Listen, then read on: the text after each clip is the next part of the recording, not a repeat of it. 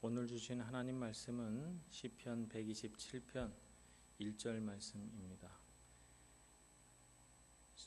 구약성경 899쪽 시편 127편 1절 말씀 봉독하겠습니다.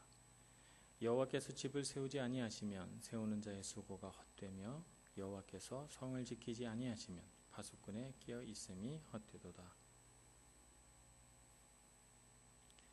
건강한 가정을 세우는 네 가지 기둥 중에 지난주에 첫 번째 사랑의 기둥과 두 번째 신뢰의 기둥을 말씀을 드렸습니다. 오늘은 세 번째 기둥, 어떻게 하면 우리 가정에 존중의 기둥을 세워갈 것인가 하는 것을 같이 생각을 해보고, 또 네 번째 기둥도 같이 생각을 해보고자 합니다.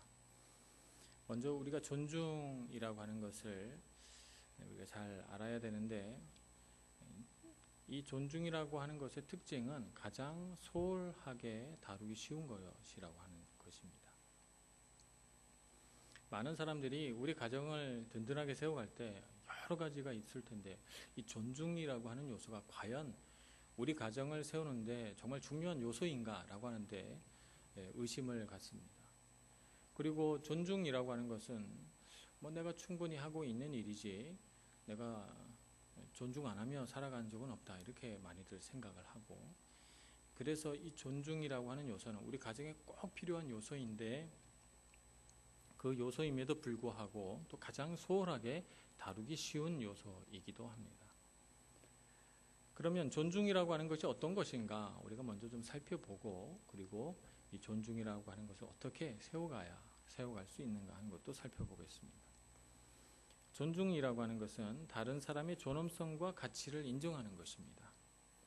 우리가 갖고 있는 가치는 여러 가지 종류가 있습니다만, 가장 본질적인 가치는 성경에서 말씀하고 있는 바와 같이 우리는 하나님의 형상이라는 것입니다.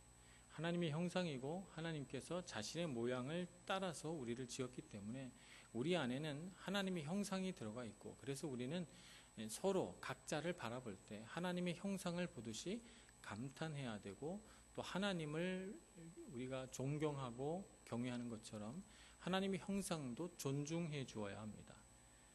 그런데 이런 본질적인 가치를 우리가 잘 모르고 사람마다 가치가 다르다고 생각하고 등급을 매겨버리면, 그러면 우리는 어떤 사람은 존중해 주고 어떤 사람은 존중하지 않게 되는 이런 실수를 범하게 됩니다.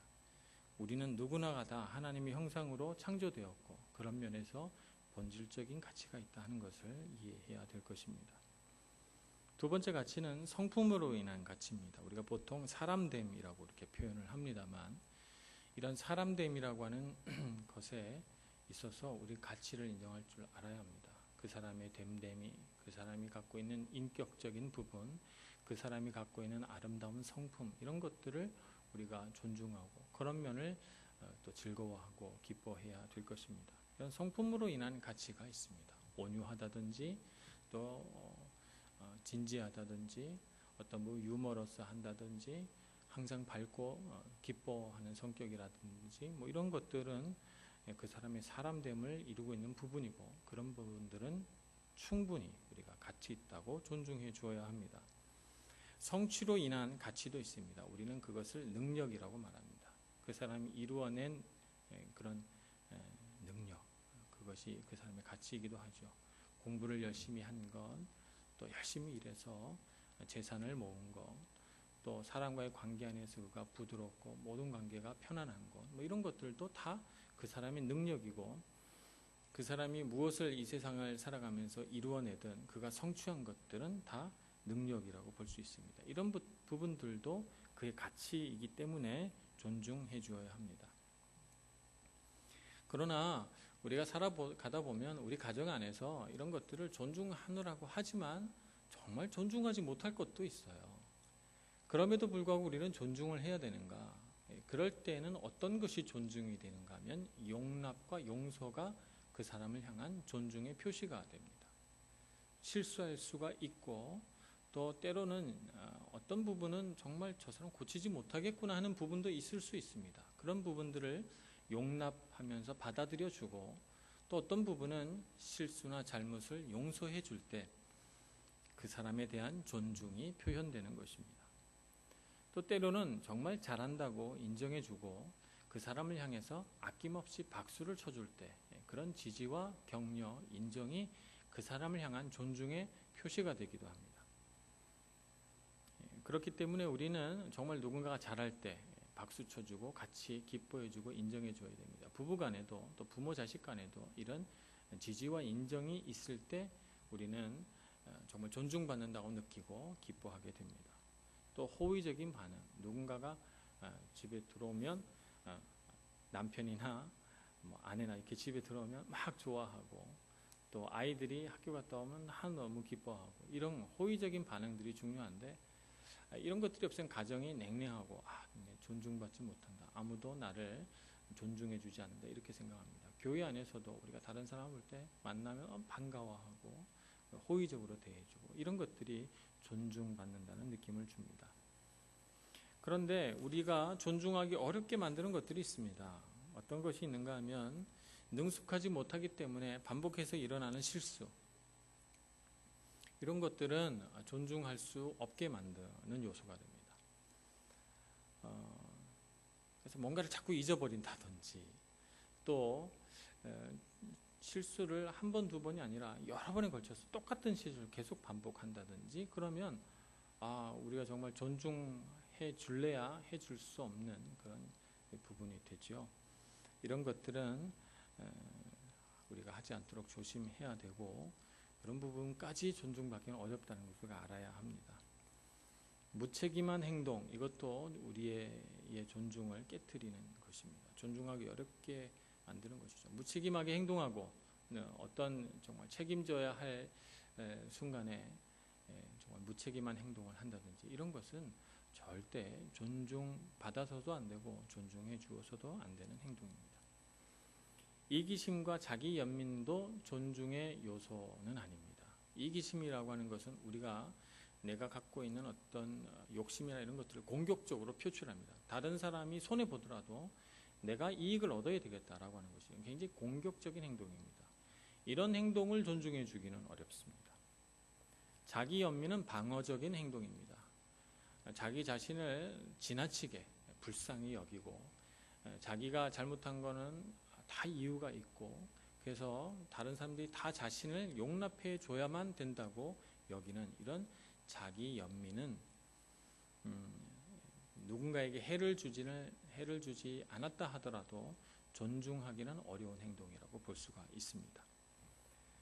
또 도덕적인 타락, 이것도 존중하기 어려운 행동이죠. 이것은 더 이상 설명이 필요 없을 것 같습니다. 목적을 위한 수단으로 관계를 이용하는 것, 그래서 누군가를 이용하려고 의도적으로 관계를 맺고 거짓 웃음을 흘리면서 그 사람과의 관계를 유지시켜 나간다면 이런 것을 우리가 존중하기는 어렵다고 볼 수 있습니다. 또 다른 한편으로는 누군가의 실수를 찾아내려고 애쓰는 비판적인 태도, 장점을 보고 그 사람이 잘하고 있는 부분들을 느끼면서 칭찬해 주려고 하는 것이 아니라 끊임없이 그 사람이 잘못한 것, 실수한 것을 찾아내서 비판을 가하려고 하는 태도를 갖고 있다면 이런 태도를 가진 사람을 존중하기란 참 어렵습니다. 그렇기 때문에 이런 태도를 갖지 않도록 조심해야 되고 이런 실수가 나오지 않도록 해야만 우리는 존중받을 수가 있고 또 이런 관계 안에서 우리의 존중이 표현된다는 것을 이해해야 됩니다. 그러면 존중을 어떻게 표현할 수 있을까요? 언어적인 표현과 비언어적인 표현, 이 두 가지를 우리가 볼 수가 있을 것 같습니다. 언어적 표현으로는 이름을 부르며 환영하는 것, 이름을 꼭 기억해주고 다정하게 이름을 불러주고 항상 웃는 얼굴로 반갑게 받아들여 줄 때 우리는 내가 존중받고 있구나 이런 느낌을 받게 됩니다. 또 나에게 와서 조언이나 의견을 구할 때 물론 그 사람이 스스로 알아서 해결할 수 있고 결정할 수 있지만 이런 문제에 관해서 당신은 어떻게 생각합니까? 특히 부부간에 있어서 존중받는다는 느낌은 부부 사이 간에 무슨 일이든지 의논하고 조언을 구하고 서로 생각을 맞춰가는 이런 행동을 피차간에 부부간에 서로 해나갈 때 존중받고 있다 이렇게 느낍니다. 아내 의견을 하나도 들어보지 않고 남편 혼자서 뭐든지 결정한다든지, 남편을 싹 무시하고 아내가 그냥 마음대로 집안일을 결정한다든지, 이런 행동은 존중하지 않는 행동에 속합니다.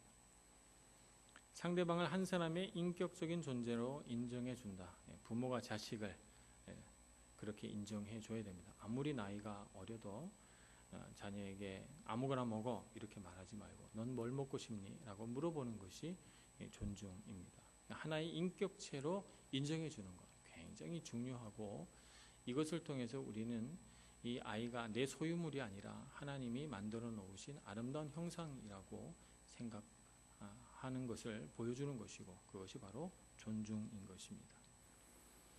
비언어적인 표현으로는 누군가를 이렇게 다정다감하게 만지는 것, 이것도 존중의 표시일 수 있습니다.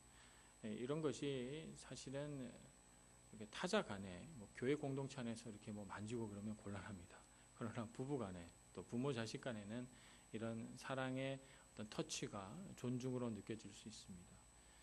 길을 가면서 부부 간에 같이 손을 잡는다든지 팔짱을 낀다든지, 부모 자식 간에 서로 감싸 안고 손을 잡는 이런 행위는 존중의 요소가 됩니다.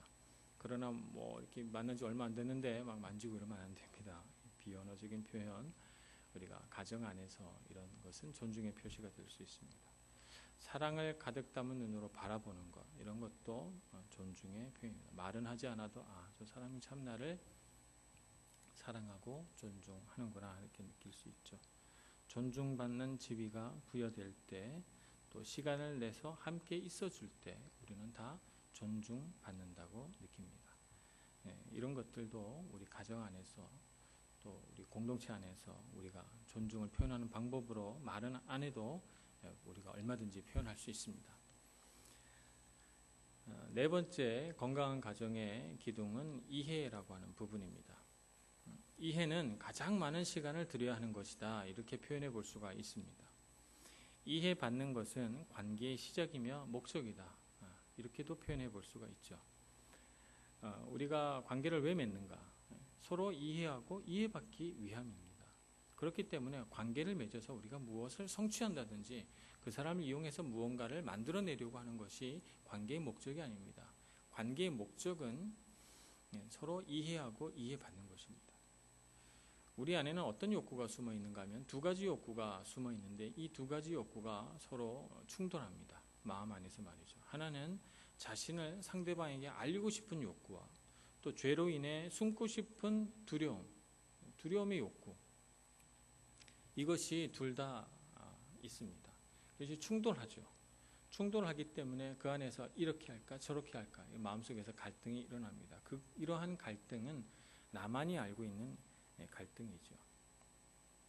그러는 과정 가운데서 내가 어떤 생각을 갖고 있는지, 내가 정말 뭘 하고 싶은지를 알게 되고, 내가 정말 이 사람과 관계 안에서 좀 투명해지고 싶은 건지, 아니면 무언가를 숨기고 도망가고 싶은지, 이런 것들을 갈등 속에서 내 자신의 어떤 경향성이라든지 내가 갖고 있는 어떤 기질이라든지 이런 것들을 이해할 수 있게 되는 것입니다.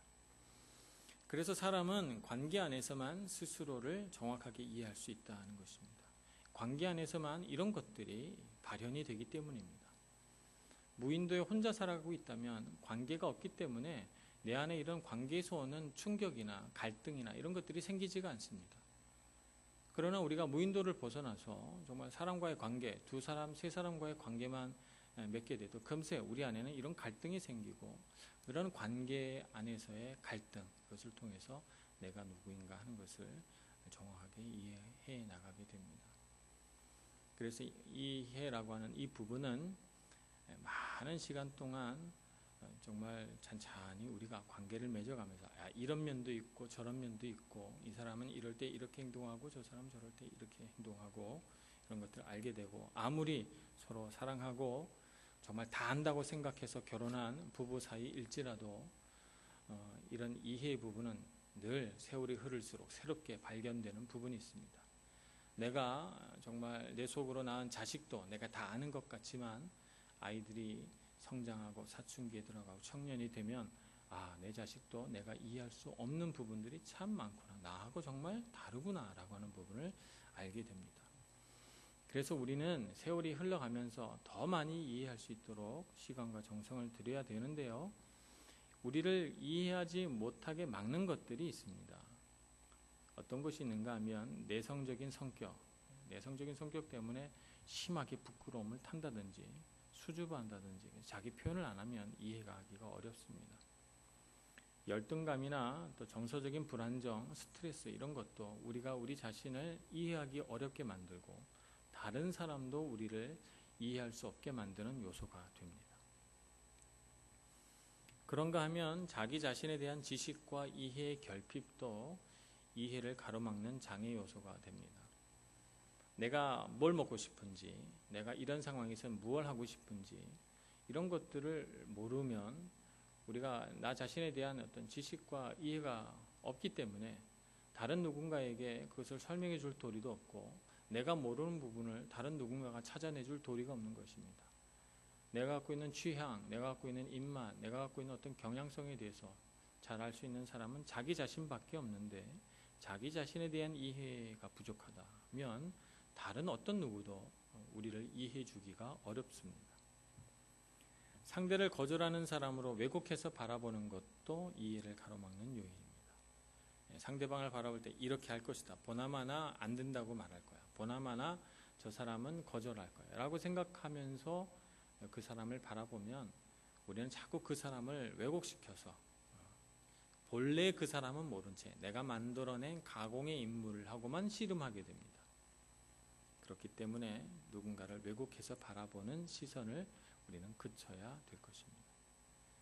대화를 위한 시간과 기회의 부족도 우리 이해를 가로막는 요소가 됩니다. 어떤 면에서 보자면 대화를 위한 시간과 기회의 부족은 이해라고 하는 어떤 기둥을 쌓아갈 때 가장 치명적인 요소라고 볼 수가 있습니다. 우리는 대화를 많이 해야 되고 부부간에 또 가족간에 대화가 많아져야지만 서로 이해하고 또 이해가 바탕이 돼야만 또 존중도 가능한데 대화할 시간이 없다면 이해의 기둥은 세워나가기 어렵다고 봅니다. 해결되지 않은 과거의 상처, 계속해서 그 상처에 묶여 있고 그 상처를 통해서 세상을 바라보니까 정말 있는 그대로의 세상을 보지 못하게 되고 그런 부분이 우리의 이해를 가로막는 부분이 돼서 인간관계 안에서 정말 누군가를 계속해서 잘못된 관점으로 바라보게 되는 요소가 됩니다. 그래서 이해를 가로막는 그런 요소가 되죠. 서열이라든지 남녀 차이라든지 혹은 교육 수준의 차이라든지 혹은 사회적인 신분의 차이 또 문화적인 환경의 차이 이런 것들도 우리의 이해를 가로막는 요소가 됩니다. 이런 것들을 뛰어넘기 위해서 보다 많은 대화가 우리에게 필요하고 더 많은 노력들을 우리가 기울여야 될 줄로 믿습니다. 그러면 어떻게 우리가 서로를 이해시킬 수 있을까요? 가장 먼저는 관계 안에서 가장 큰 기쁨은 상대방 안에 있는 그의 속사람을 발견하는 것입니다. 그래서 그 사람을 점점 더 새롭게 알아갈수록 그 사람 안에 있는 새로운 요소들을 발견해 나갈수록 정말 기쁘다 이렇게 생각해야 되고 그런 부분에 있어서 이 사람 정말 신비한 사람이고 나에게 정말 계속해서 관계 안에 기쁨을 주는 사람이구나 하는 것을 누릴 수가 있어야 될 것입니다. 대화를 통해 마음속에 진실된 메시지를 주고받는 사람이 되어야 합니다. 그래서 대화라고 하는 것이 어떤 결과 그래서 어떻게 됐다는 거야? 라고 하는 대화가 아니라 그 대화 자체를 즐기고 그 대화 속에서 그 사람이 갖고 있는 감정과 생각이나 여러 가지 요소들을 발견해내면서 참 좋다라고 느낄 수 있는 그런 대화가 우리 삶 가운데 있어야 합니다. 그래서 그 사람의 어떤 진실한 메시지를 우리가 이해하고 또 나도 그에게 진실한 마음을 전달해서 서로가 서로에게 이해가 잘 형성이 되도록 노력해야 합니다. 그러기 위해서는 상대방에게 자신을 먼저 드러낼 수 있어야 되겠습니다. 상대방이 나에게 진실되게 먼저 말해줄 때까지 기다리는 사람이 아니라 내가 먼저 진실된 표현 방법을 배워가는 사람, 이런 사람이 이해를 잘 쌓아갈 수 있는 사람입니다. 상대의 비언어적인 의사표현을 분별할 줄 알아야 합니다. 비언어적인 의사표현이라고 하는 것은 대화를 하는데 상대방이 졸리다. 그러면 그것을 굳이 말하지 않아도 그 사람이 어떤 눈꺼풀이 감긴다든지 이런 것들을 보고 금세 캐치하고, 또 상대방이 목이 마른 것 같으면 그 부분도 목이 마르구나 하는 것을 금세 느끼고 분별해서 그 사람의 어떤 목마른 입술을 채워주는 이런 능력이 있어야 됩니다. 이것이 우리가 서로가 서로에게 이 사람이 나에 대해서 참 많이 알고 있고 이해해 주는구나 라고 하는 것을 우리에게 느끼게 해줍니다. 가장 중요한 것은 타인의 관점으로 상황을 바라보는 능력을 키워야 된다는 것입니다. 내가 바라볼 때는 이렇고 내 입장에서는 이렇게 보이지만 저 사람 입장에 서 보면 어떨까 하는 것을 느껴보는 것이죠. 서양의 속담에서는 상대방의 관점에서 보는 것을 다른 사람의 신발에 내 발을 넣어보는 것이라고 했습니다. 그 사람의 신발 안에 내 발을 넣어보기까지는 그 신발이 편한지 안 편한지, 축축한지 메마른지, 큰지 작은지 알 도리가 없습니다.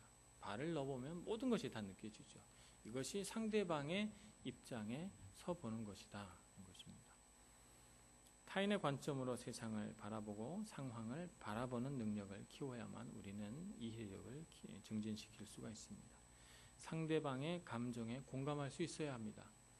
상대방이 느끼는 감정에 대해서 무감각해서 저 사람이 왜 즐거워하는지, 저 사람이 또 왜 슬퍼하는지, 왜 우울해하는지, 왜 기뻐하는지 잘 모른다면, 그런 부분이 마음에 와닿지 않는다면 우리는 상대방에 대한 이해가 어려울 수밖에 없습니다. 이렇게 상대방의 관점에서 상대방의 감정을 잘 이해할 수 있는 사람이 될 때 우리는 이해라고 하는 기둥을 세워갈 수 있고, 특별히 우리 가정 안에서 우리 부부 간에, 부모 자식 간에 이런 이해의 기둥을 잘 세워나갈 때 가정이 더 화목하고 또 즐겁고 기쁜 가정이 될 수가 있습니다.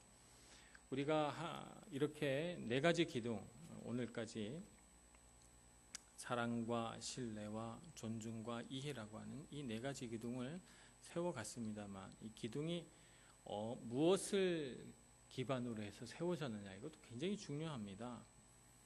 어떤 기반 위에 세워졌느냐에 따라서 이 기둥이 잘 세워질 수도 있고, 또 그 기반이 연약한 기반 위에 세워지면 그게 와르르 무너지면서 아무리 기둥을 잘 세웠어도 집은 무너지기도 합니다.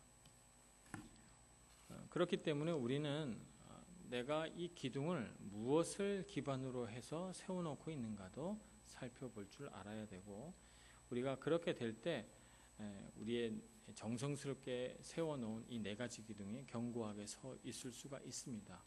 우리 가정의 기반이 되는 분은 예수 그리스도입니다. 그분의 삶, 그분의 성품, 그분이 가졌던 그 모든 능력과 행위들을 바라보면서 우리가 사랑과 신뢰와 존중과 이해라고 하는 이 4가지 기둥을 잘 세워가야 합니다. 그래서 세워갈 때 그 기반 위에 이 4가지 기둥이 흔들림이 없고 견고해서, 오늘 우리가 시편 127편 말씀을 읽었던 것처럼 우리가 아무리 집을 세우려고 해도 우리 능력으로는 세워지지 않는데 예수 그리스도의 능력과 사랑의 기반에서 집을 세워가면, 그러면 우리의 가정은 든든하게 세워질 것이고 하나님의 뜻대로 우리의 가정은 계속해서 아름답고 건강한 가정으로 성숙되어 나갈 것입니다.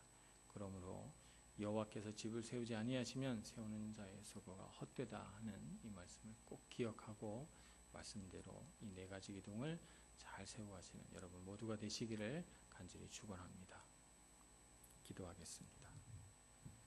은혜가 많으신 하나님, 가정을 세우는 이 4가지 기둥을 배워가면서 우리가 어떤 기반 위에 또 어떻게 이 귀한 기둥들을 잘 세워갈 수 있는지 생각해 보았습니다. 하나님, 저희들에게 은혜를 주셔서 사랑과 신뢰와 존중과 이해라고 하는 이 4가지 기둥을 잘 세워 건강한 가정으로 하나님 앞에 영광 돌리는 저희들 모두가 다 되도록 인도하여 주시옵소서. 예수님의 이름으로 기도합니다.